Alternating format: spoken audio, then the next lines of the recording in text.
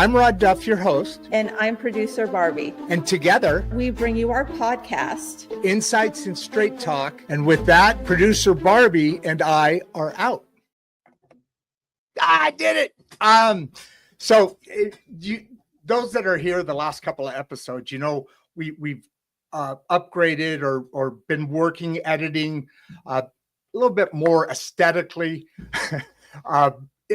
pleasing introductions and conversations, but it always fades out and then boom, it cuts right to me. And I know when it's going to happen. It's not a big deal, but I started working on practice on fade to black. So I'm going to start doing that. I think I'm going to like that. With that said, hey, welcome everybody. I appreciate you guys being here.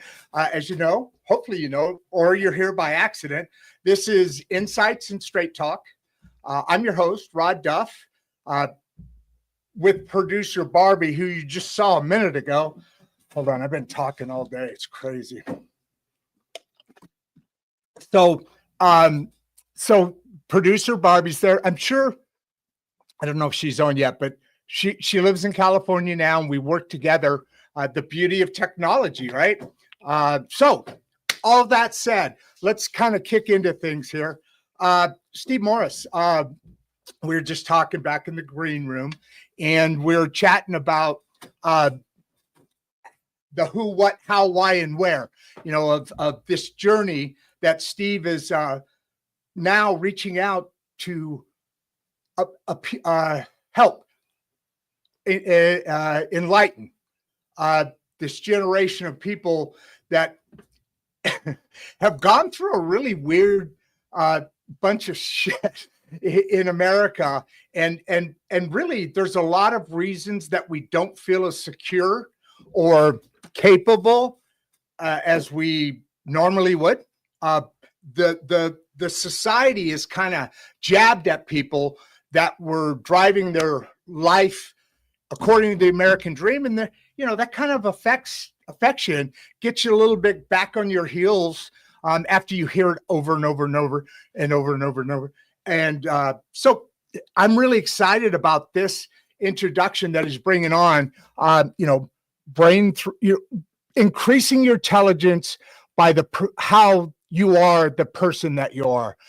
And so without further ado, there you are, my man. How you doing, Steve? I'm doing great, Rod. Thanks for having me this morning. This is going to be awesome. I love it. Yes, I love your accent, by the way. That is cool. I love sounds of voices, right? Yeah. Well, I say I'm from down south, but people say Alabama. It's not an Alabama accent. No, I'm from New Zealand originally. 35 years I've been in this country, but I'm from way down under, and quite a journey getting here. I totally get it, because that's some of the best talking in the world. And the only problem with it is, I heard a joke the other day. If you were in like if you were chewing somebody out, the way you talk, nobody's going to take anything mean from anybody that has that accent. Australia and New Zealand, those kind of accents are just so able to impress a higher point that sticks with you. I'm just a guy talking here, right? Us Americans are kind of. I think if you go anywhere in the world, like it's, having a foreign accent just seems to immediately somehow, imbue like some sense of intelligence. It's a marvelous thing to take advantage of. So you come down to New Zealand, you've got the place. All right. Hey, I think there's a flight out in about 20 minutes. So let's get going. Flights are on sale right now. Yes, sir. So we kind of went through a broad brush of what makes you you, and why you're on this journey, and why you're paying for it, and coaching people to be better themselves by being themselves. So let's go down that. Let's start the conversation. We've got a couple of people on. Oh, Jesus. We have a lot of people on, so let's dive in and go. Okay. Well, it starts at the beginning if we're going to go there. I Yes. studied mechanical engineering at college, all good stuff. Very My good stuff. first job right out of college was on a professional sailing team. So I went from studying, engineering and getting up at 6 o'clock in the morning, going to the gym, and training to get fit enough and strong enough to be part of a professional sailing team. And this is a team that goes sailing around the world. So I spent a year and a half, like really being in the middle of that team. That'd We're be out cool. and testing and getting a boat ready to go sail around the world. So that was where my career started.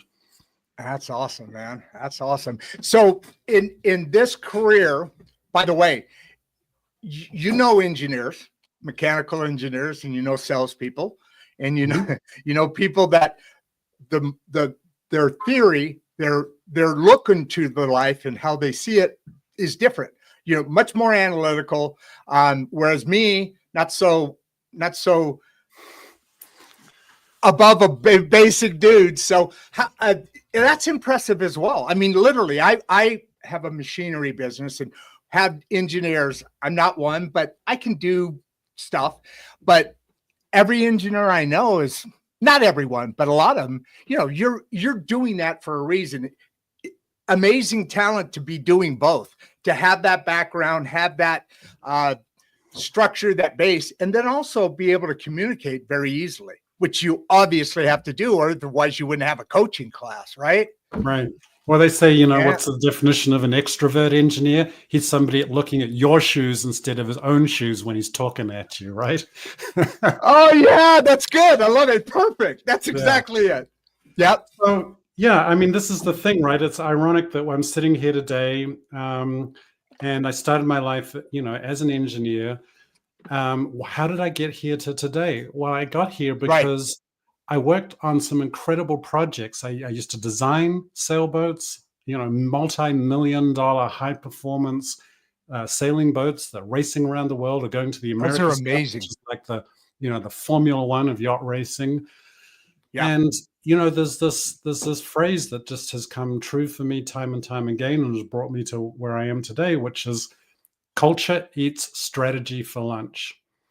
And what I mean by this is we can have all the best engineers in the world. We can have all the best scientists, the researchers, the boat builders, everything. But if we don't get the culture of the team together, like how are people working together? How are they seeing each other, treating each other?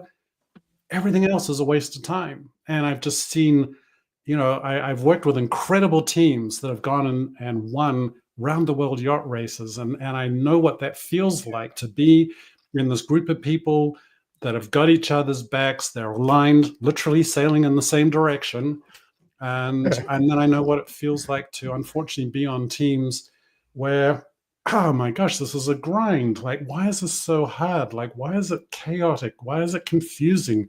Why are we not getting there? And just seeing, my experience of seeing like millions of dollars and years of people's lives and time and effort getting wasted, right? Because we didn't get the team together in the right way. And when I was working as an engineer at that time, like I was just observing this and, not really having a framework to be able to understand or to know, why or how, right? And so, as I said, this is kind of ironic that here I am today as an engineer talking about feelings and empathy and all of this other stuff, right? You have two sides of a brain. Yes, I have two sides of a brain connected across the middle. Absolutely. So, is it a little too early to start digging in a couple questions, because they're going to start coming fast? I've been doing this. Okay. All right. So, she shows up every once in a while. I wish she would would you please tell me, what's that called when you write it phonetically or something, so I can pronounce your name? You ask amazing questions on these subjects. That's where she comes. Antoine, okay. Is that what you think? Well, yes. Let's go with Antoine. Okay. Okay. So that's where we are. First one. Solo or teams only? So it's designed for teams, right? So EOS at its Sure. base is designed to harmonize human energy in a business and get all of the human energy heading in the same direction. So having Yep. said that, though, it's a framework. It's a simple set of practical tools that are really about three things that we call vision, traction, and healthy. So number one, vision, like where are we going with this business, right? And how are we going to get there? And then traction is Let around me getting st- some. let me stop Okay. you there for a second, because you're this is the meat right here. So you were saying that you somebody creates the vision. Is in the in this EOS process, are me as the leader, let's say I own a company and I'm getting 5 people or 10 or 20 people. I got the vision, I know it, and you got to have the people that can also buy in on the vision, right? Yeah. Right. So when I work with a business owner, I'm also Okay. working with the leadership team, right? And so this is all a part of, there's many different components to this, but one of them is I'm helping generally a business owner build a leadership team so it doesn't all rest on their shoulders all the time. We build a leadership team, right? And so part of Yep. what I do is get that team in a room together and we have a conversation together about the vision for the business. So it's not just, the business owner usually is painting the picture, is pointing at the horizon and saying, this is where we're Correct. going. But Correct. my job and what I'm focused on is making sure that we're going together, right? There's that phrase, if you want to go fast, go alone. If you want to go farther, go together, right? And so Oh, that's what I'm dude. doing. Say that Is again. helping. Say that again. If you want Say to that go again. fast, go alone. All right. If you want to go farther, right? If you want to get farther, go together, right? A team gets That's further awesome. together. And that's what I'm doing, is helping that business owner build a team so that they can go further, right? And so Yep. that's where we start. And so taking maybe the business owner's vision, sure, but I'm getting the team to buy in to that vision, right? And for everybody to share in that, to see their place in it, and to want to be a part of it, because this is the magic of when we really truly get a team together. Is it's not one person driving and pushing everybody else. It's the team, right? Everybody going together because they want to be a part of it. And that's when, the planets start lining up, the magic starts happening in the team and moving forward. So the vision is shared, right? Yeah. Getting people to share in the vision. And, this is, What does you're that in look this. like? What does that look like when you're getting? The reason I'm asking is because, you got to have vibe. You got to like the people around you. You got to have people that you just said buy in on the process. What does that look like as far as when you're having that team? Everybody, at least initially, is going to say, "Oh yeah, I'm in on that." Yeah, they're saving their jobs to a degree. You got to guard against that. How does that look? What does that look like as you that first meeting going? We got a few more questions on this too. Yeah. Go ahead. Well, so what it looks like is outside of the room when I'm not there. Like, so one of the things is, we talk about core values, like who are we as a team, right? So I work with the leadership team to draw that out, to discover that, to define it, to write it down. How it looks when we're successful at getting that rolled out to the rest of the business is that people are holding each other accountable within the business on a day-to-day. Somebody else is looking to one of their colleagues and saying, hey, that's not how we do things around here. This is how we do things because this is who we are as a team, right? So we're getting peer-to-peer accountability instead of top-down. It's a long, hard, lonely job to do top-down all the time. But when you get the I know that job. Okay, yeah. So, but when you get the I've been there. peer-to-peer, then once again, that's what I'm saying. That's what it looks like. That's the magic happening, is people are holding each other up to a higher standard. So how does that happen? I mean, well, and just keeping this step back a little tiny bit here. There's about getting people to drive in the team, but is there also does in your work, are you looking at personality conflicts at all, or is, how far out do people being on the same course, how far out does that go? I mean, because the ideal situation is they have the exact same vibe as you. They have this, their niche, their part is an integral part. And then you get into personalities and stuff like that. How far down do you go, or is that important? No, it's 100% important. Ultimately, we want to, if you've got a company with 40 people in it, we want 40 people to be seeing their place in your vision, right? And but it's not a black and white thing. So one of the things that one of the tools that I teach my clients is something called a people analyzer. I know it sounds a little bit cold and clinical, but it's really just looking at, and we list out a company's core values along the top of this table, and then we list out everybody's name, and we go about just assessing.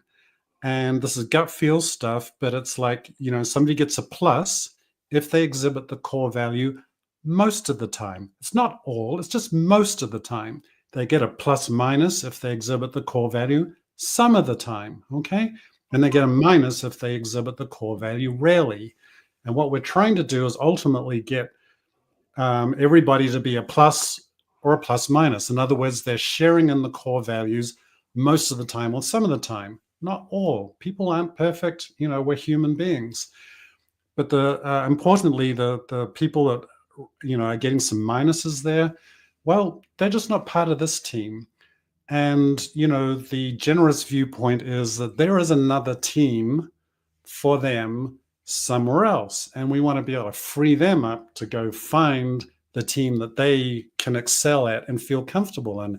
Because if they're probably not sharing your company's core values most of the time or some of the time, they're probably not that happy in the business anyway. Then there's a place for them somewhere else. There's another team where they're going to be happy. So that's what we're trying to do, is really, we start with the leadership team, because another important part of what I do is have this view that the leaders of an organization are the parents. They're like parents, right? And we got to parent the organization. And of course, the kids have to be able to look at what the parents are doing and see that as a role model, right? This is how we learn. This is like follow the parents. And so it's very important that when I'm working with a leadership team, that I'm getting them to walk the talk. If you say these things are important, vision, core values, all of these other things, and you don't walk that talk, chaos breaks out, right? How often does that occur? That's probably more. If I have a vision and you're not walking the talk, I bet you that's more happens, a circumstance that happens more often than you would think. Because if I created that vision, it should be easy to walk the talk. But how hard is that to do? Because now you've got pride. This dude or this lady has pride in what they've done. Mm-hmm. And that's a challenge, I would assume. Yeah. And, it's there's some grace, right? And there's some repetition. And so part of what I'm doing too is building, the muscles, building the repetitions. And so, yes, I mean, we start figuring out, okay, these are our core values. This is where we're going and things like that. And then, life gets busy. You go back to the business Monday morning, stuff's going sideways, things are going pear-shaped, whatever. But we just come back. Every one of the things that I truly believe and what I coach in my business is that you just start each new day, and you create each new day through the way that you're seeing the day, you're thinking, the speaking, the language that you're using. So if yesterday went sideways, okay, let's just let that go. And then we just start each new day with like, okay, we're going to create this day to be a magnificent day.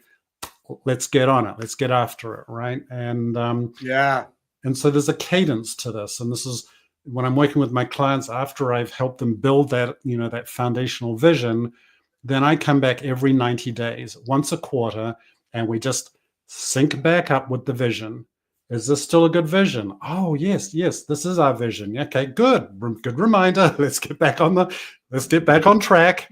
Right. And I, like I came from a sailing background. I was trained as a navigator when I first, got into professional sailing.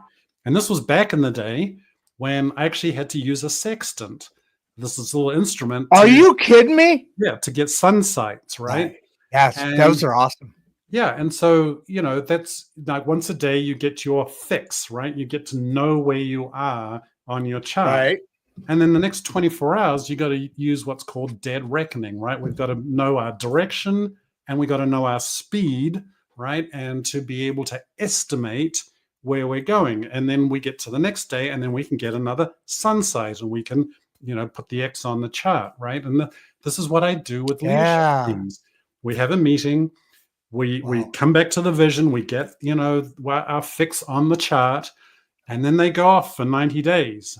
Dead reckoning, estimating speed and direction, and then we get to the next, quarterly meeting, and we do another check-in, and we come back to the vision. We reaffirm the vision. Is it still a good vision? And if it is, then we'll set, the next compass heading, and off they go and execute in the business. And we just keep on doing that. I thought when you started that out that you just wanted to impress everybody with the word sextant. And the technology of being there so far back that radar wasn't even around yet. So I love that. But how? So you're the initial meeting and structure and so forth. Oh, I don't know, a day, a week, what is, something along that line. And then 90 days later, you come back to make sure that the sextant is pointing in the right direction and they're all going together. How confident, or how does that change depending on the confidence of the group that you're leaving behind for that time? And what you're talking about, Bradley, thank you for the question. Leads right into that is, what's the biggest mistake leadership teams make? And you already said one, you got to walk the talk. So that's kind of there. Mm-hmm. But what else when implementing EOS?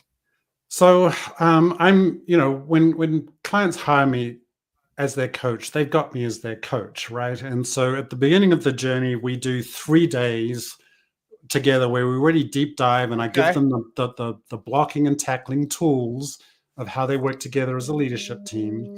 And then I help them really crystallize what their vision is.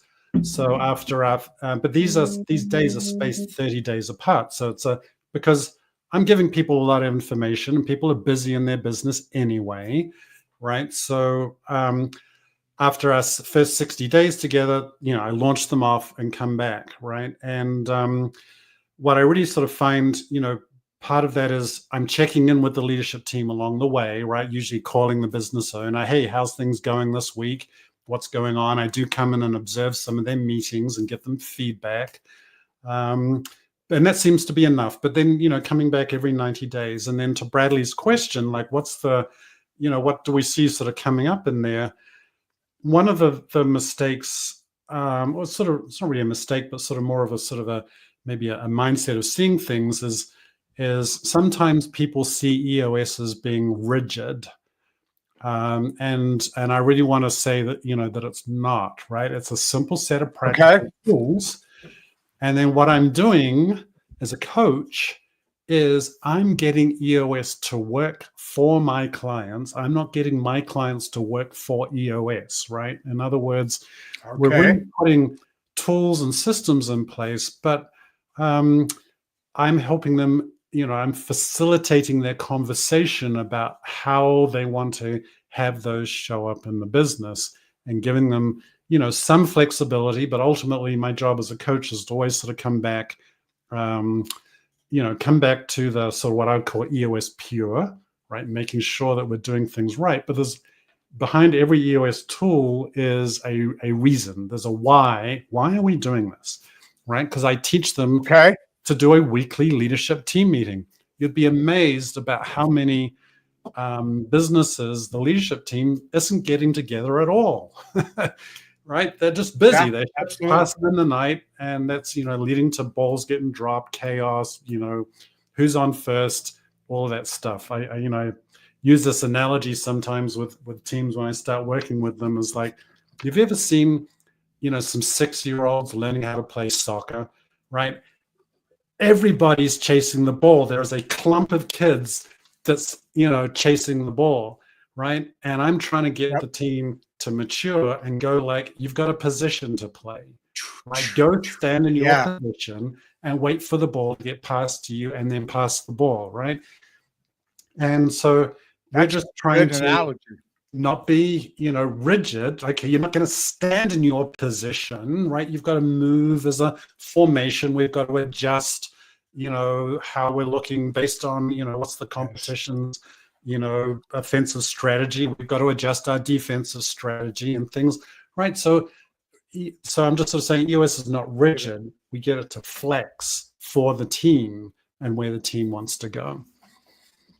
So the initial meetings, the build up, the development of the program that's needed is kind of like, I like this analogy, putting those bumper things in the gutters so that you can keep it going down the middle until you're good enough to you don't need the bumpers anymore, and 100%. You can poof go down.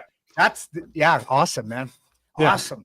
And that's the job I go on, on my journey with my clients is it's a 2-year journey, right? And they're just going to get better and better and better and better and better as they go through that journey. And then the ultimate goal is for them to graduate and I get the heck out of their way. And we take the bumpers off, to your point, and they're bowling. They're doing great. Throwing strikes. They're throwing strikes. Throwing strikes. There you go.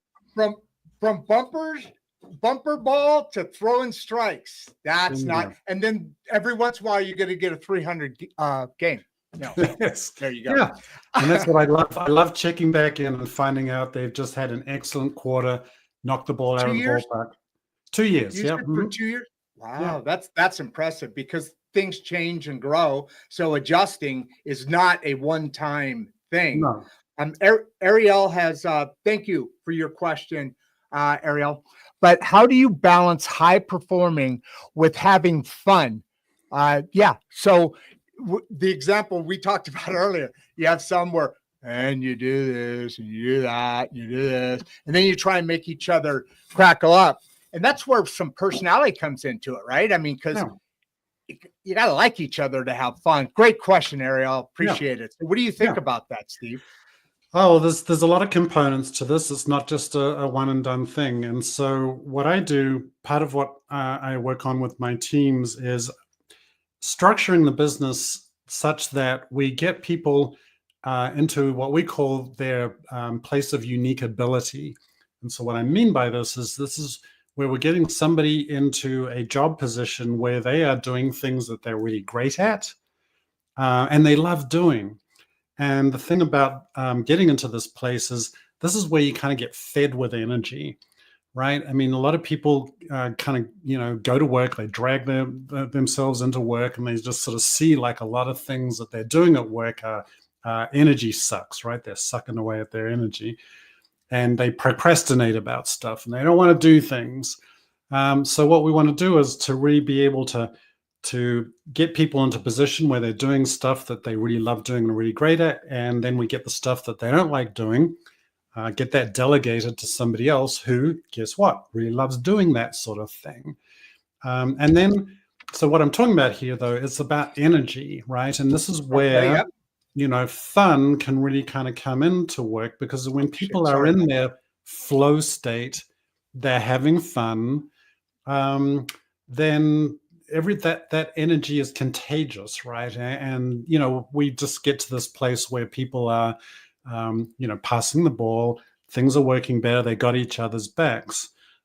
So once again, like the getting away from sort of rigidity, but it comes through, it becomes like we're trying to get, I guess, more like a group of musicians playing jazz, right? They're so good at what they do. I love music. But they're able to come together and they're able to, weave in and out, and people have, they just know, but that only comes from training, experience, spending time together, knowing each other, building competence, and all of those things. And then you can play jazz, 100%. right? And that's what I'm trying to get a leadership team to do, is ultimately to be able to play jazz together. It's a journey. Yeah, that's beautiful. One other thing on that same concept of the initial meeting and so forth, you also, whoever the leaders of people are, whether that's 15 different groups or you and the 3 people you have. The other thing is, especially small business owners, and I've been guilty of this myself, is you hire people to do this, and you hire people to do this, and you brought them on because they benefit you. That's additional skills that you don't have, but now the company has. Mhm. I think a problem, and I'm guilty of this myself, is once you what's the word, when you not enable them, hey, I hired you for that job, make the decision, let's go. Yeah. And Well, you're but delegating that what accountability. delegating, thank you. But what happens a lot of times is, especially unknowing or not educated leaders, is that a lot of times, you, like a mom or a dad, sometimes you just do it yourself. And if somebody's coming back and forth and asking you questions, you say something like, Julie, if I wasn't here, how would you do it? Mhm. And then it's either a teaching tool or a little pat on the back, a little. You got to do that. That's as important as everything else, isn't it? Otherwise, the rest of it's just, pardon my language, crap. Yeah. Well, and so what I do is I teach my clients specific tangible tools that help them do this. And so another one of Yes. these tools, right? So we develop something called an accountability chart. This is not an org chart, because an organization chart has titles. Titles, Okay. people wrap Okay. Love themselves it. around, their ego gets wrapped around, I'm the director of marketing. Okay. So we do an accountability chart, and we say there's a function in the business. It's called marketing, and you are accountable for marketing. And what marketing is accountable for is, developing the strategy, producing the leads, right? And these things. So we get very clear about what the position's accountable for. Then, to your point, we have this other framework. We call it GWC, and this means gets it, wants it, has the capacity to do it. And so we can use this Okay. as a lens. Okay, so we put somebody in this marketing seat, and we're making you accountable for marketing. Do you get it? Do you fundamentally understand what it takes to drive marketing in this business? When we talk about that, do you see the neurons in your brain connecting about marketing? Do you want it? Do you roll out of bed in the morning wanting to come be accountable for marketing in this business? Oh, And that's do you have huge. the capacity to do it? Do you have the talent? Do you have the skills? Do you have the training to be accountable for marketing in this business, right? And so we look at these things because this is the key thing, Rod, is that when you're trying to delegate and you don't want to delegate, it's because you fundamentally know in your gut that this person doesn't get it, or they don't want it, or they don't have the capacity to do it. So you're like, F it, I'm going to do it myself. And Okay. then you're there, at 7 o'clock on Paying Saturday them. night, Still paying them. still paying them, and they're off playing Yeah. golf, right? What's wrong with this situation? Oh, I can think of a couple of things there. Yeah, right. Right. So Yeah, I work with my clients, and I give them a tangible way of being able to delegate, right? And there's a whole bunch of things that I help them go through this process of ultimately making sure that they can get stuff off of their shoulders onto somebody else's shoulders and be crystal clear about what success looks like. We create openings for people to step up into in businesses. And this is where I really kind of see, like, we create these openings, and it's fascinating to kind of see, like, some people step up and some don't. And that's the journey that we've got to go on when we're growing a business, is who's stepping up around here, right? So it's and these are the hard questions, right? Because there's a lot of like nice dreams, wishes, and intentions, but ultimately, who's stepping up, who's taking accountability, and how do we have an intentional designed way. This is not just haphazard, like where we have an intentional strategy and plan to do all of this. So in a second, I want you to answer this. I think Branson, he's been on here a couple of times when we have these subjects. I think he's a public speaker, I'm imagining, but he's got a great question here. But so you are creating this energy. You're teaching the ways to move forward. Do you ever when you gave that example, it just made me think, just a quick thing. When you talked about passing that along, and there's times that you're here on a Saturday working while the other person is golfing. That's obviously dynamically inadequate. Yes. How about what about the owner that's that is not such a all-rounded person and is able to say, hey, I gotta let you go? That's a hard task. That's a hard task, yeah. And it can be. Yeah. Well, I think across all of my clients, I mean, I do see that, it's a human thing. Like, we don't want to cause pain and suffering, what we perceive as being pain or suffering to somebody. But I think, right. Oh, yeah. This is sort of find another place. Yeah. I mean, this is the thing, right? Jim Collins wrote about this in Good to Great, 20 years ago, right? This idea of like truly, actually, if you reframe this and see that as, we're freeing somebody up to go find the team that they can excel at, then you're doing them a service, right? But then also, I mean, this takes me all the way back to my sailing days too. It's sort of when you've got somebody on a team who's not fitting the team, isn't in step with the team, then the other team members kind of see that. And if you're not dealing with that as a leader, right, then people are kind of like, well, why should I work so hard?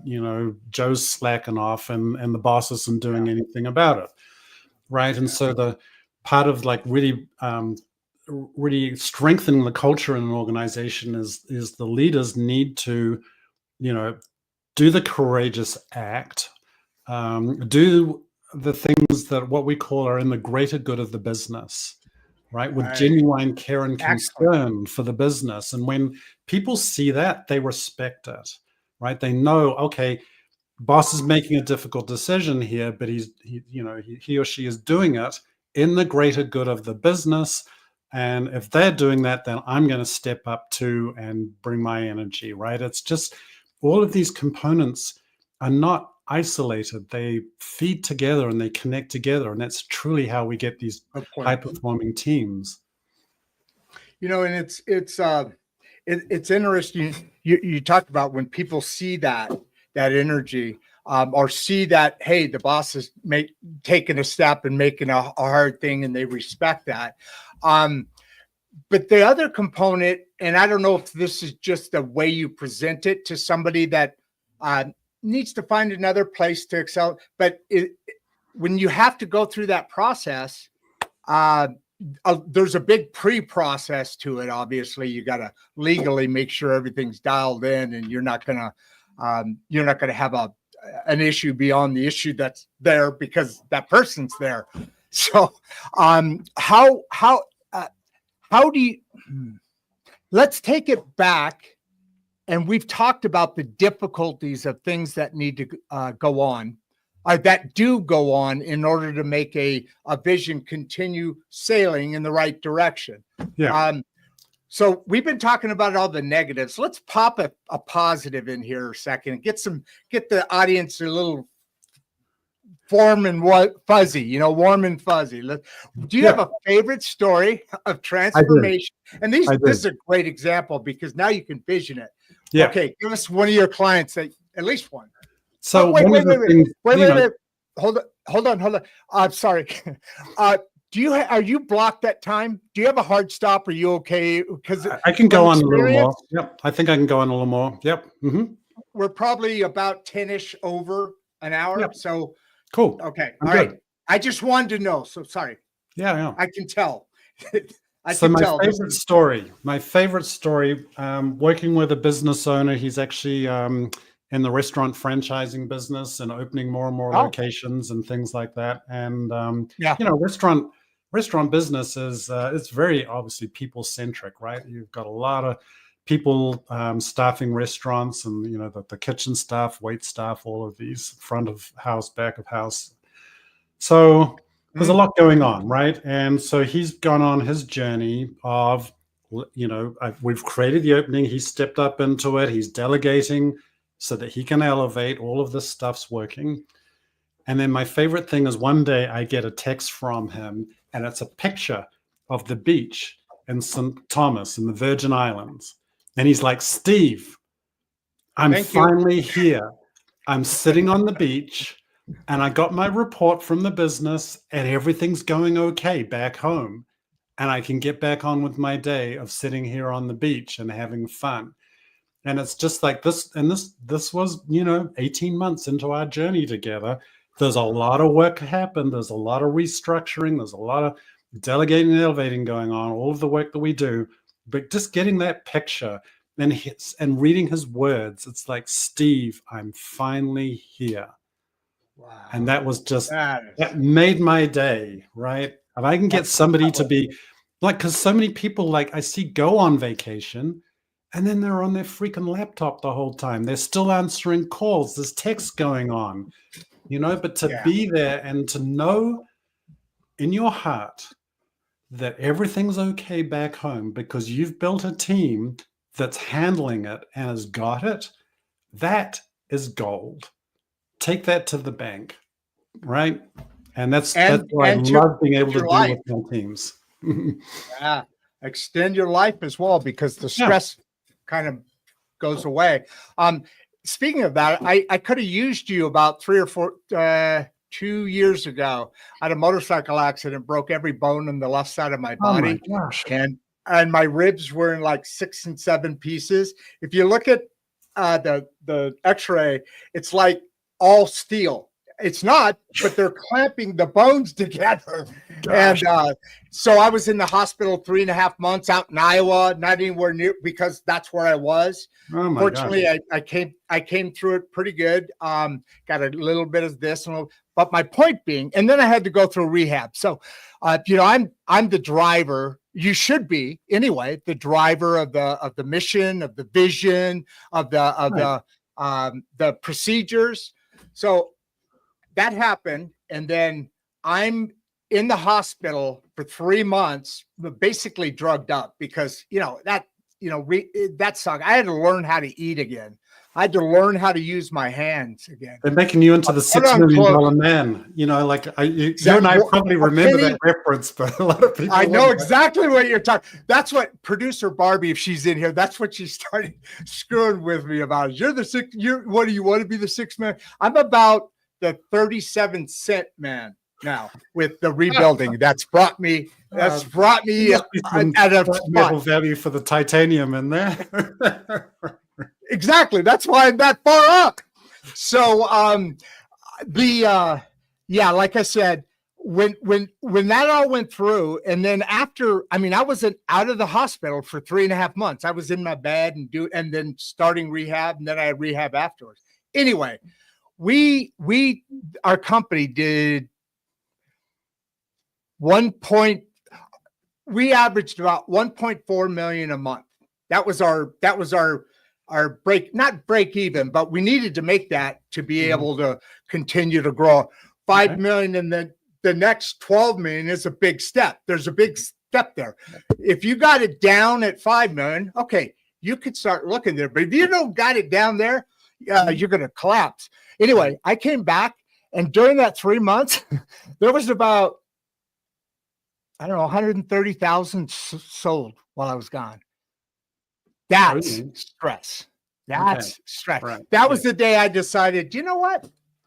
Let's do something different. I want to depend on myself. That's where the podcast concept came, because I'm not that person that I should have been taught about a long time ago, because a lot of the deficits you're talking about are top down. So if I'm not there, what the hell? Yep. What are they going to do? You get real lucky, maybe, doubtful. Well, this But is what I see a that's lot of the thing. people. Yeah, when you've built it, you put all this time and effort into building a business, but you're the, Oh my God. the rainmaker, you're the 1989. driver, and then you take Since yourself out of, 1989. yeah, the business isn't worth anything, right? So this Exactly. is really, I have clients that we work with. It's like, okay, that this is the current situation, but we're going to go on a journey for 2 years. We're going to build a leadership team. So you're not, Exactly. the sole driver of this business. And now you've got actually something that you could do something with. There's a legacy. You can sell it. You can transfer it to employees, whatever you want to do. But we've got an entity, an organization that runs without, this linchpin in the business. And when we can do that, then we've got something magical. So, and even one step further, and this, I'm just thinking about it, but so that'll eliminate stress. That'll make the business better. That'll make products better, heading in all the same direction. But what it also does, as you know, if you want to ever sell that business, and probably will, the EBITDA, that rating of how much per annual sales that 10, 1, 7, half, that's where the money is big, because you're talking about whatever the money is times a multiplier. The multiple, right. Yeah. And the companies that run on EOS attract a higher multiple because people can see the next level. Yeah, there's a team. The next level. And system. Because when you sell a business, if you're the only, you have to have somebody that can backfill. I mean, you'll be there for a while, but buyers look at it and go, well, if you sell the business to me and then you go live in St. Paul or whatever you said, on the beach, it's not worth this much. Right. That's why you got to do it too. Yes. Right. 100%. Yeah. That's what we're doing. Yeah. Building a big deal. Yeah. So the business has some value. Yeah. Yeah. I mean, both ways while it's running, and at that point you want to cash in, and a lot of people do. But anyway, and this is kind of, it plays a whole role, right, Chris? It plays a whole role here, Steve. What does mental fitness play in business success? You got to be fit. Oh, no. Well, I love that Chris has asked this question. I mean, this is just, this is key to everything. So part of, when I'm working with the leadership team, right, and we're talking about, all the strategy and everything like that, making these goals and plans, as I said right at the beginning, like culture eats strategy for lunch. And so what do I mean by that? Culture is the combined mindsets of everybody sitting around the table of that leadership team, right? And so in other words, what I'm talking about is each leadership team person around the table there has a mindset about how they see the world, how they see each other, and how they see themselves. And what I mean by that is, how do they see the world? Do they see the world as a place of abundance? There's enough out there, let's just go get after it, or scarcity. There's not enough out there. We need to contract, and let go of people and things like that. So that how you see the world is key to being able to set the vision for the business, right? And then how do they see each other? How do they see other people? Do they fundamentally see people as being capable, doing their best? How do you dig that out? How do you dig that out? What kind of language? It comes through people, like when people are sitting there, and I've heard this stuff. If somebody's sitting there at the table and saying, all our people are slackers, or they're stealing from us, all of the, I've heard this stuff come out of people's mouths. And it's a mental construct about how they're seeing things, right? And then how you see yourself is a key thing too. I work with, these high-performing business entrepreneurs. They're making weighty decisions in the business day in and day out, and then they'll lie awake at 2:00 in the morning. They're like, did I make the right decision yesterday? Am I the right person for this job? Am I good enough to be doing this, right? I mean, it's like all of these things. And so, for Chris's question, like mental fitness training is the work that I do to help somebody realize who that noisy roommate is in their head, that judging voice that's beating themselves up day in and day out, that language, right? That non-useful thinking, if we can see that stuff, and then the distinction and what I work on with my clients is to say, that non-useful thinking, guess what? We can choose to shift that. Simple but not easy. Like anything else, you want to go run a marathon? Let's strap our shoes on. Let's start doing some training runs. You want to take non-useful thinking and we want to turn this into something that's more useful so you can be a place of more peace, more joy, more flow, and making the great decisions, the right decisions for your business. We can do that. It's a journey. And we're going to, once again, go through some frameworks, go through some processes, to be able to change non-useful thinking into useful thinking. And this is mental fitness training, because when I've got a leadership team that sees the world as an abundance out there, and let's get after it, and we can go get this, and we can 10x our business because the business is there for us to go get, and we're the team to go get this because we're the A team, and I see everybody around the table there is going to get after it. And I'm not doing this alone because I've got this incredible A team here. And I know I'm fired up, man. I'm fired up. You're firing me up. Yeah. When we can get everybody in this frame of mind, that energy coming into the room and taking the business on to the next level is fantastic. But it comes through training. We don't just magically have that happen. We've got to go through a process. You're going to go run a marathon. You got to work train for it. Yeah, got to go to the gym. We've got to lift some weights. We've got to lift some heavy weights, right? And you don't go, like the old cartoon or anything. Come on, you got to put some effort in, right? Some training. Yeah. I thought that was pretty good. I didn't have that plan, but it sure felt good when I was sucking on my thumb. So engineers are left brain thinkers. Ronaldo, she is a very artistic. We comment on each other's content. Very intelligent woman, very creative, and so she is asking a realistic question, because as we started off, you're an engineer. Left brain thinker. How are you able to pull people to the center with non-engineering thinkers? Great question there, I think. Yeah. I feel simple but not easy as well, right? It's sort of, I think, and sometimes, we want to be able to get people to shift and to see things in different ways. And so this is what I'm talking about is, I know engineers sort of have this reputation, right, that we don't talk about feelings and we kind of, stuff down inside. But I do my all the time. Faith, and I when I'm working with coaching clients, like I always come from this place of seeing people as complete and able to do things, right? We just need to be able to unlock, right? And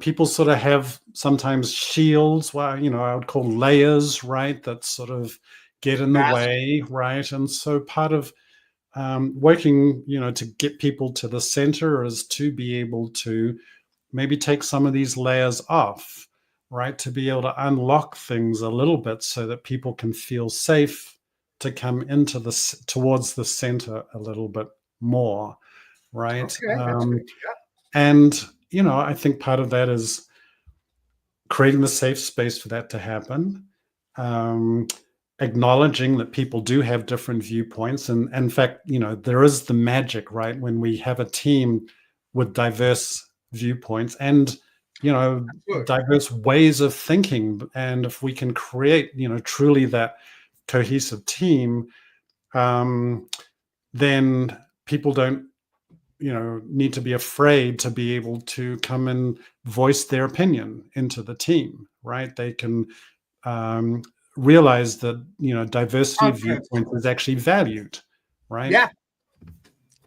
So it's not only an educational thing, but it's an awakening thing to who's interacting with it.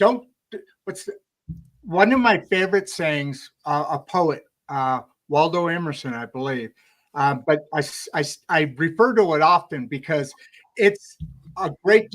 I'm trying to look at this damn lighting and it's not working. You're good, Ron. You look great. Okay. So anyway, the saying I'm thinking is be curious, not judgmental. Yeah. That to me is one of the most powerful, I don't know what, 4 words ever spoken, because it's so true. And then you go through the history. People have always judged me and I never figured out why. But then when you become curious, you're a different person. Yeah. No matter how successful or not you are. That's a great point there. Yeah. And I think, I give engineers the credit. I mean, we've got, I think part of the engineering design. Hold on. This is not an engineering bashing roast. We're not roasting engineers here. The whole reason is you're impressive because there's sales engineers. You folks do exist, but I can't engineer anything out. I can't sit there and stare at a CAD drawing and make this direction and that. I can tell them and then go sell it. That's part of the teamwork. I'm just impressed as hell that the intelligence goes bigger, like we said, both sides of your brain, than an important intelligence, which is engineering's probably one of the hardest things to do. I mean, you can't fake it. Yeah. Otherwise people get hurt. Yeah. Well, I mean, and Clayton's asking this question here about moving from project management to coaching, and it taps into sort of what we're talking about here, which is sort of this, I've been an engineer, I've been a navigator. I have this brain when somebody says like, that's where I want to go. I don't know how to get there. I'm like, bring, it's there in my brain. This is the navigational path we're going to follow. Gotcha. But that is also that's a great side of who I am. If that, when that gets taken to excess, right, then it becomes like I can be very controlling, like I can be holding on too tight, that this is the way we have to be going, right? I can be quite rigid if I let that go to excess.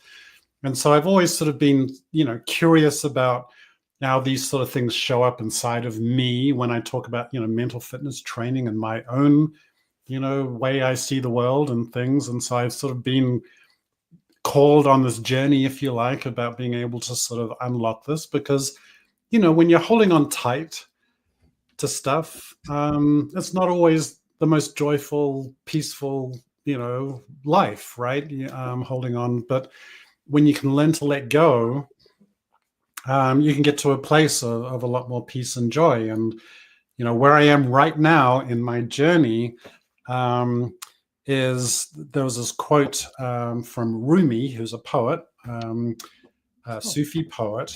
And this quote really came home to me recently. And it says, as you start to walk upon the way appears.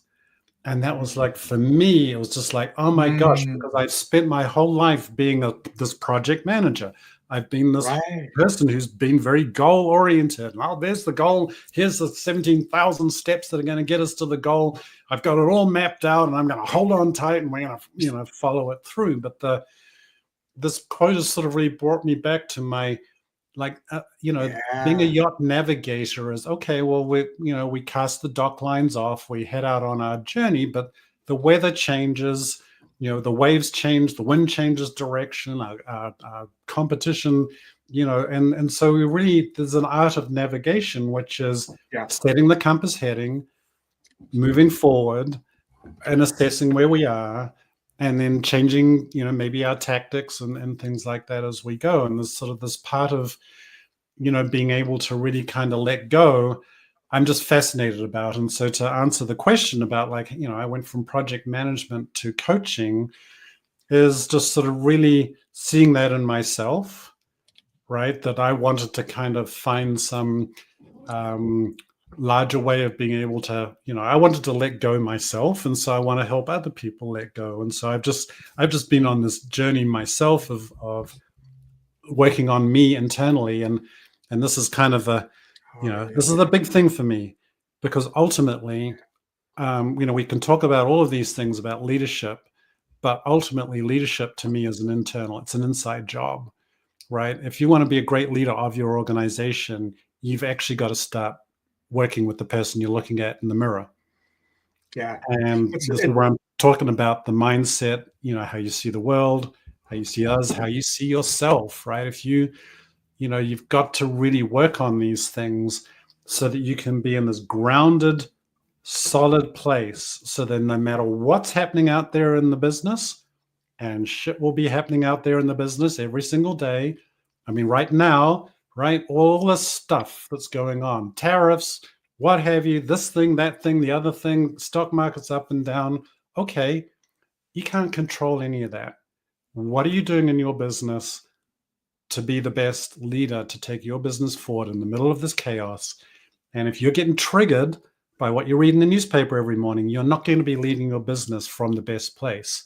So what are you going to do for yourself as a leader to be in control of your stuff, and not control from maybe I'm using the wrong word there. Maybe I should say to be in a place of freedom to be able to do the things that you need to do for your business, and not be in a reactive place. And so many leadership teams I work with say, I wish we could be more proactive and get away from being reactive. I'm like, yeah. You hear that a lot. Yeah. I mean, you hear that more than you should, certainly. Yeah. It's kind of like I on one of our similar things, but about relationships and so forth. We had a woman on, and we were talking about it. And you have, like what you're talking about, but think about this as being a couple. You have to build yourself to a point and expect the same from others, that you can you have earned, or you deserve to be in a relationship. What many of us don't, I mean, we just kind of cool through life, and you keep bringing up things that are critical, not just business, because you have to build the person before the position, if that makes sense. I don't know if I'm saying that right. Yeah. But you know what I mean. Here's what is it? Damien? Yeah. So what's the first step? I know we talked about it all, but this is a good question. Well, I mean, maybe there is no one first step. Maybe it's different for every situation. But what do you see as the first step? You make that first step, you have to make it in a journey of 1,000 miles. Yeah. You got to make it. How do you get that? It just depends. So what's coming up for me right now is, what's that first step, is just to realize you don't have to be stuck. That you don't have to accept that stuckness is a way of life, right? And so I think, because, and I'm saying this because I do, when I go out and I talk with prospects or people that I meet out there, it's a very early dividing point, if you like, in the conversation with a business owner is, we got chaos in the business, but I'm good. It's been chaos for the last 40 years. I'm happy for it to carry on being chaos. I used to live in Annapolis, Maryland. It's a sea town, right on the Chesapeake Bay. It's neat, beautiful. Yeah. They've got all these shops, right? They sell at the tourist T-shirt shops, and there's this, there's a T-shirt that stays in my mind, which is, a pirate thing, and it's like, beatings will continue till morale improves. I've seen that one. I've seen that one. I love it. Some people are like that, right? The stuck business owners, like, beatings are going to continue till everybody's smiling. I go, and it's like, okay, I can't help you. Good luck. Thank you very much. Moving on, right? And so, that makes sense. The first step, right, that Damien's asking about is the people who say, I'm not happy with the current status quo. I would like things to be different, and I'm going to go get some help. Right. I mean, this is the thing, is like, so many entrepreneurial business owners have just lived this life of, I'm going to do it all and I'm going to do it all myself. It's like, dude, the way that you can go further, as we said at the beginning of the podcast, is get help, get a team, get some support, right? And get some differing opinions, because, maybe what's going on around your head might not be the most optimal thing. So I think that first step is just to realize you don't have to stay stuck. Go get help. Find a coach like me, other coaches out there. Get in a peer group, right? I mean, there's a lot of different peer group organizations out there. Kind of things. Yeah. Mentors, like get in another room with other business owners who are going through the same stuff. Absolutely. And get some different points of view. And I think from that will come the confidence that I can get help, I can solve this problem, I don't have to stay this way, this is not permanent, and we can change, right? And so we don't have to stay stuck in the status quo. So how does breath work? I totally get that, and that's awesome. And it takes the working from inside out to be able to lastingly affect that, right? I mean, you can mentally get it, but it's like I like to say, conversation, only 8% is the words. It's the tonality. It's the essence of what you're trying to say or trying to get accomplished. You need to do that from inside out, and that's what the base of what you're doing, and then taking that to that next level of being a better business or owner, because that's a disease, man. Especially smaller, medium type businesses, there's so much pride in what they're wrapped up in, understandably. But that when you said, I'm going to go do it all myself, I don't need, that's like mental health. I don't need help. Well, yeah, you do. You don't, but do you want your life to be good or not? Do you want to be sitting on the beach in St. Thomas or not? If you don't, fine. Have at it. I do. All right. So on this breath work here and meditation, do you get, because I do some of that, I mean, stress, what we're getting into right here. Yes. We've got about 3 or 4 more questions after this one. Are you okay? I know you were. Yeah. I'm good for about another 15 minutes. Yeah. All right. So we're good. Yeah. Well, so I want to answer this question in sort of like a larger context, because it really gets to the root of what I believe in and what I work on with my clients. And that is, we spend a lot of our lives as human beings, right? We're just normal human beings saying, I'll be happy when I get that pay raise. I'll be happy when I get more clients. I'll be happy when I get the new car, right? It's just, when I get the new house, right? And it's just, we spend a lot of our time sort of putting, our internal state, our feelings off into the future, contingent upon some external thing, something outside of ourselves. And ultimately, right, so that doesn't happen, right? Or you get the new pay raise. I mean, this is a classic thing in business. Somebody wants a pay raise, you give them a pay raise, right, and the research says, 6 weeks later, that pay raise has been spent and they're back down to where they were. They're unhappy again, right? So it doesn't last. And so what I work on with my clients is reverse engineering this whole thing. And so ultimately, if we want to sort of see like, okay, you want to have some things in life, right? And maybe these might be external things, like you want the house in the mountain, you want the car, whatever, you want to be on the beach. The house in the mountain. Yeah. Then, but then even, I can work in terms of sort of more qualitative things, like you want to be happy, you want to be at peace, you want to be in flow, right? You want to have a more joyful day. Got it. All right. So how we get to have these things is we reverse engineer this. The things that we have, the things that we get in life come from us taking action, the things that we do in life, right? We have to take action in order to get something, whether it's quantitative or qualitative. Okay, so where do actions come from? Actions, the things that we take in our life, come from our thoughts, our stance, and ultimately what I'm calling who we're being, right? And we mentioned this, and this is what I wanted to talk about this, like being a business owner. And so where I'm going with this is this idea that who we're being, and this is our inner stance, right? So if you're playing sports, like any sports, right, you have a stance. You put your feet on the ground. If you're about to swing a bat to hit a ball, you have a stance, right? And so that's a physical thing. I'm talking about a mental stance, a mental inner stance. That when there's some situation happening out there, you've got a mental inner stance that's appropriate and ready to deal with what's going to happen. And then you will take actions in accordance with that, right?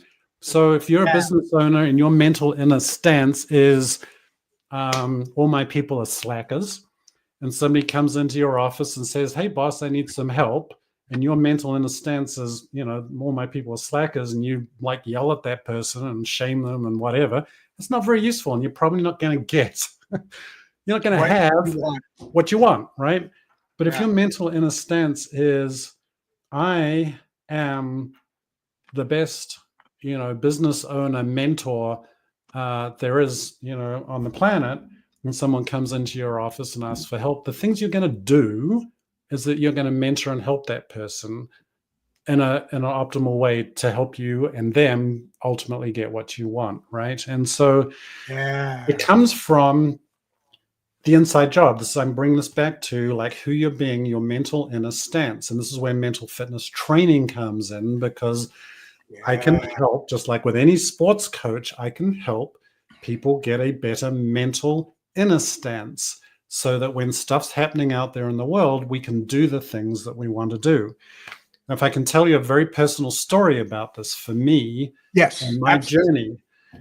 So, like a lot of us, I've grown up, with alcohol in my life, and it was a huge part of who I was, right?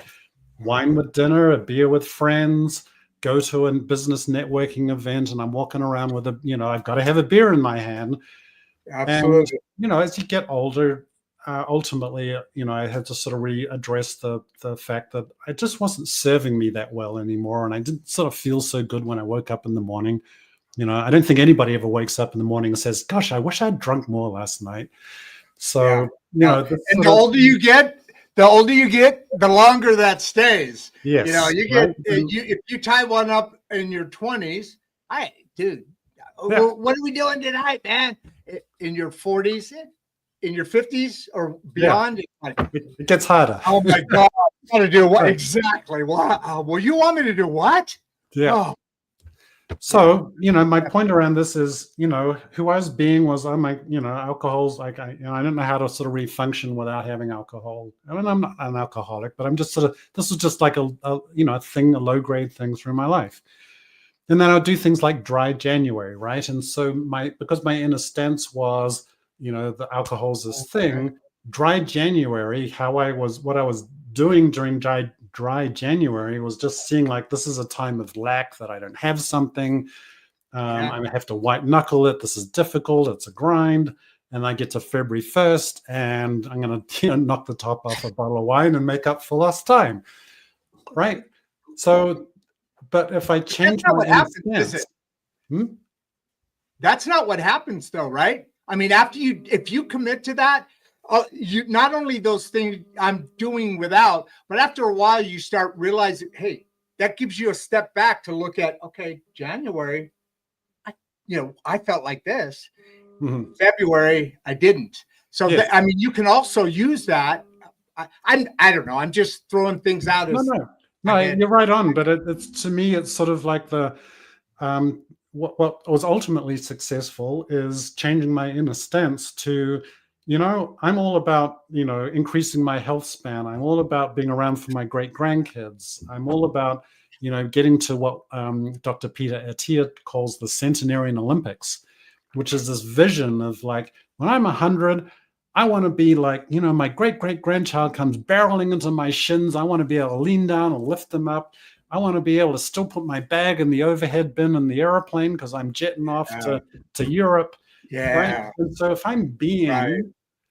that I want to be at the Centenarian Olympics, then try January, whatever. Going to a networking event, like I don't need it, right? And it takes me away from this inner stance of lack to an inner stance of I'm getting something way bigger that's more important to me, right? And so this is, you know, if we can shift, as I say, if we can shift the footing, the mental footing around these things, see things in different ways, then the doing becomes so much easier. And then the having at the end happens, right? And so, you know, because a lot of people try to do stuff from a mental inner stance that's not ultimately going to get there, and it's a grind, like going to the gym. I got to like drag my feet into the gym and I don't make it, or you know, like all of these things. But if we can shift where people are being their identity and their mental inner stance, then it just becomes so much easier. So so I got a question for you. Have you talked to any of my friends before that? Because that gym thing that you discussed is a daily arm wrestle and sometimes fist fight with myself to go do it. But I have to do it even. It's not like I don't, you know, but that's not that shift. I'm not there right now, right? That shift creates something different altogether where you wake up and you go, okay, let's do it. I know where I am. I love my space. So that's a different shift. And I haven't got there yet. Maybe I still got to talk to you after this show.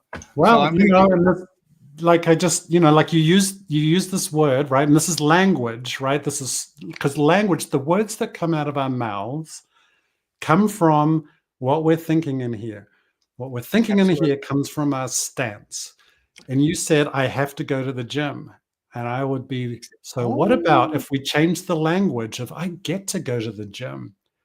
I'm alive this morning. This is a blessed world. It's fantastic. And I get to go to the gym today, right?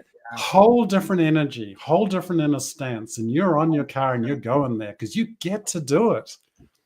Yeah, great point. That's an excellent point. And you set me up and I deserved every bit of it. So we gotta do this. Oh wait, did you put that in the private chat? Your details already, or no? I don't think I have. Okay, there's a private chat there. I'll figure it out. But the reason I said that is because you're bringing up a point right now where you're the expert, right? I'm able to ask questions. I know that much, but you're the expert. So somebody who. And you know how these things go. There were like almost 400 people on earlier, and you know all that happens. And in another month, there'll be another 100 people that watched it or whatever because it's left there. And they always ask me a question, and it's so much easier just to give me here. You know, this is the contact, and I have to work harder if we don't do that. So I don't want to work harder. All right. So you're asking where can people get a hold of me? If they want to have a conversation about this? Yes. Yeah. Steve Morris. Yeah. So Steve at stevemorriscoaching.com, right? Steve at stevemorriscoaching.com. You want me to put that in the chat? Yeah, that's exactly it. And I'll distract the crowd while you're going. Oh, it's all done. There it is. So there it is. You're good. You're good. But that's in the private chat. I don't know if you need to do something to make that available, but so on my website at stevemorriscoaching.com, I've got a free course that people can just go and get and download, and it's called Creating Your Morning of Distinction. Because, you know, this is part of my yacht navigation. If you start your day off from the right perspective and the right compass heading every day, you can create a magical day. And so I've got this course. It's free. It's got 10 points in it. They're 5 minutes each. And it just gives you 10 that things. You do every day? That you do on a daily basis, you mean? Yeah. This is like a course? Yeah. Oh, okay. 10 steps. Yeah. Well, there's just tools, right? And some, in all of my work, I'm giving my clients tools. Put tools in your toolbox, and then when something happens, you've got a tool, you can pull it out, and use it. And Great so point. it's just some of it's simple stuff like go outside. There's all of this science and biology around going outside and getting sunlight into your eyes at the beginning of the day. It starts your whole 100%. circadian rhythm going. Like, we can do things the hard way, or we can do things the easy way, right? And Yeah. people who aren't sleeping and just the energy's all off, like, okay, let's just start each new day, get outside, get some sunlight in your eyes, get some exercise. And I've got a whole bunch of other tools in that course that people can look at and try to get their compass in, and it just helps you get your compass heading. And we've got your information there in the chat. I don't know if you saw it, but guys, I mean, seriously, this is, and we got a couple more questions that are dynamic. So please bear with me for a couple more minutes, please, if you can. But this is, if we're going to have a great middle class, or we have one, but to continue to force the leaders to really have more direct respect, I mean, and not that you need respect, but then they start doing things your way. Well, if that's going to happen, you also have to deserve it. Like we were talking about with the mate, with a marriage, a partner. You have to deserve that. And right now we don't do anything. So I love what you're saying now, because this is information that not everybody has access or is able to think about. So this is why this channel exists here. Yeah. I just want to hit these last two. Wait, how can breath work? I had this up, but we didn't talk about this yet, right? Well, so the breathwork and meditation is one of the tools that's in my course, right? So these are tools that help you deal with stress, right, and things like that. Because if we can be in a better place when some external stressful situation's happening, right, then we can make better decisions. And all of these things are just tools that allow us to be able to metabolize stress, to be able to also build our tolerance. Because what I when I talked about this reactivity before, like, we have stimulus, like something happens, and we have response. And if these two things are together, so we just, like, something happens and we fire off, knee-jerk reaction, probably not useful. Let's create some space between stimulus and response. And you do this through breath work, meditation, exercise, spiritual things, journaling, whatever it is that you need. These are just ways of being able to create some space between stimulus and response. And when something happens at work and you've got some time to take a breath, to figure out what's going on and and choose an appropriately, best action, then that's when the magic happens, and you're going to be able to be taking your business forward when other people are panicking and losing their heads, right? If you can not lose your head and you can keep your head on, you're going to win, right? And that's what we're trying to do there. That's very cool. Good stuff. Perfect approach to it. All goes back to the same thing. You got to work on yourself, and if you have a medical need, you don't go to AM/PM to get it, you operated on. You go to experts that's an extreme example, but that's what we need to keep pushing in.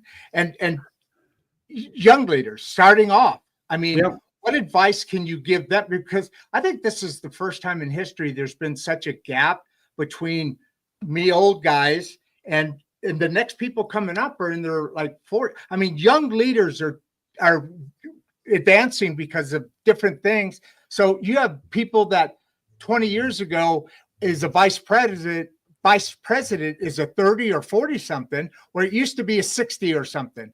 So that whole thing, what do because it's real. You're all of them are young. All the leaders are young basically now. So how do you? Yeah, well, so there's a couple of things coming up, and I sort of, it touches on to sort of what you're talking about in terms of sort of like the middle class and sort of not having access and getting lost and things like that. And so I have this what comes up for me from that is this idea like, no one's coming to save you. Stop looking for a guru. I mean, I know you characterized me as an expert, Rod, but I'm just somebody who's gone on a journey. I'm a traveler along the way. I'd love to have people come join me on my journey, share all of the things I've learned on my journey, but I don't characterize myself as an expert. I'm just somebody who's learning stuff on my journey. And so to answer Dixon's question here, like, what advice do you have for young leaders starting out? It's like, it's going to be a journey. You're not going to get it all right. Start walking, right? That Rumi quote I said before, as you start to walk upon the way appears. But what I really do love advising young people about at the beginning of their careers is learn, do things that continue to maximize the choices that you have available to you in your life. Because we don't know what the journey is going to be like. And so, go take another course, go do an apprenticeship, go learn something. Don't expect somebody's going to hand you stuff. Don't expect that it's all going to happen, externally, but go start walking on the journey, learn stuff, and keep doing things that maximize your choices in life. And if you can do that, then I think you're going to be best set for anything. You're back to building that muscle again, aren't you? Yes. I mean, you have to put in the work. You have to put in the work. And I think where you're going with this, you have to put it in now so that later as you go, because you can only envision the world as much as you know. You can only speak truth to whatever it is that you know. And when you become more authentic, that mask comes off, then you can start to, you have more access to the world when you're that way than the other way, because people are drawn to you. So if you build yourself from within, that's an advantage for you as well, on top of everything, right? Yeah. I mean, I do talk about, right? I mean, we said this before. If you want to go fast, go alone. If you want to go farther, go together, right? But I'm saying this in the context of, if you're going to be a traveler on the way, find some travelers to go with, right? And be in a community of people that's supporting.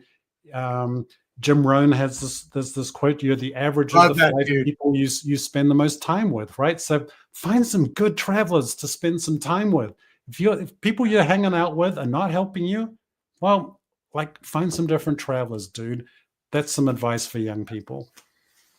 God, love that, man. Let's top it off here. I'm not quite sure, Don, what he's working at here, but I got this. I can answer this. Mm-hmm. Okay. Oh, hold on. I said you were the expert. There's some stuff right there. So go answer it. All right. Please. So top strategy for goal setting that actually sticks. So another quote, I love quotes. James Clear says, "We never rise to the level of our goals. We fall to the level of our systems." This is the secret of goal setting. If you aren't attaining your goals, it's because you haven't placed a system to be able to help you attain those goals. If you want to go run a marathon and you're not doing your training because you're hitting snooze on the alarm every morning and you're not getting out there, you don't have a system in place to get your goals. And then just don't beat yourself up about that. It's not about judging and shaming. It's about, I just have a system that doesn't work. I need a different system. Okay. Find somebody else who's got a system that works and copy them. Do that, right? What do you need as a system to go train to run a marathon? Do you need your buddy to call you every morning? Do you need to set 3 alarms? Do you need to go to bed with your shoes on? No, whatever. Find a system that works. And so people don't attain their goals. And I see this for myself too. Whenever I don't get a goal, I'm always like, what system did I have in place? Oh, probably wasn't the right system. Let's go find another system. And that's the secret to goal setting. And that's the thing that people don't do. That's probably the easiest thing to fix. People try and fix that. If you fix you, that all goes away. Or like you said, you start hanging around better friends or or Yeah. colleagues or whatever. Set your mental in a stance, right? You know. 100%. Yeah. They don't drag you down. So at the end of the day, we got your information here. You got a lot of, an hour and a half, and there's still 100.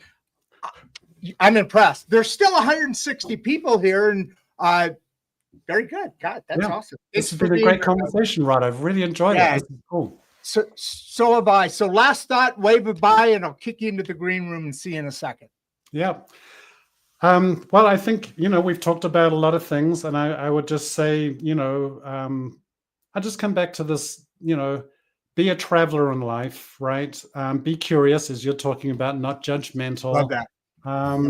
And learn. Just keep looking at stuff. Stuff will resonate. Stuff maybe might not. Take the stuff that resonates, and keep moving forward. Stopping, as one coach I know very well says. Don't give up. Like, just keep learning, keep figuring out, find the systems that work for you, and you'll ultimately get to where you want to go. A life of peace, love, joy, flow, all these cool things. The only time you fail is when you stop, right? Yep, 100%. Yeah. Thank you, Rod. This has been great. Yeah, I loved it.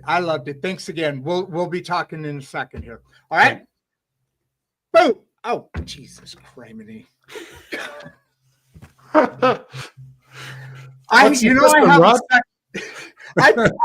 I blacked myself out. I've been practicing that. Oh my God. We have a very popular bloopers reel in our YouTube, and that's why I do the show this way, because I'm just a dude, man. I got a message. I want people to get out to it, but I'm trying to figure out technology that I'm getting better at. So the Jeepers Criminy stuff will end up in the bloopers reel. There we go. Exactly. And I'm going to claim I did it on purpose. There you go. It was a system. I meant to do it. And now I'm going to do it right. So I'll talk to you in a second. All right. So, yeah, there I go again. All right. Well, God, damn. I'm glad you guys stick around, because this is not a perfect aesthetic show. You can tell I'm still trying to screw around with these damn shadows, because I got this big one up here, and I'm not built with money. So there's a lot of sweat equity in this, which is great, because I love doing this. I mean, Steve brought up a couple points where we were talking about the vibe, something you want to do versus being there. There's going to be two different abilities or efforts in a position, depending on if you like what you're doing. So that's important. And adding, as he was adding to that, you gotta like you, and you gotta build you in order to realize that. I mean, because you can be whining and moaning all the time, and maybe you're the one that's wrong, right? But you gotta be worthy of that statement, that opinion, that input. So anyway, I'm Rod Duff. This is Insights and Straight Talk. Producer Barbie, I don't see. Oh, Ronaldo, you're awesome. Love this girl. But again, we're at we stream on YouTube. We do LinkedIn, but I'm kind of backing off of that, because a LinkedIn expert told me videos aren't, they hurt you. So anyway, I'm going through some thoughts, but at this point, I'm out.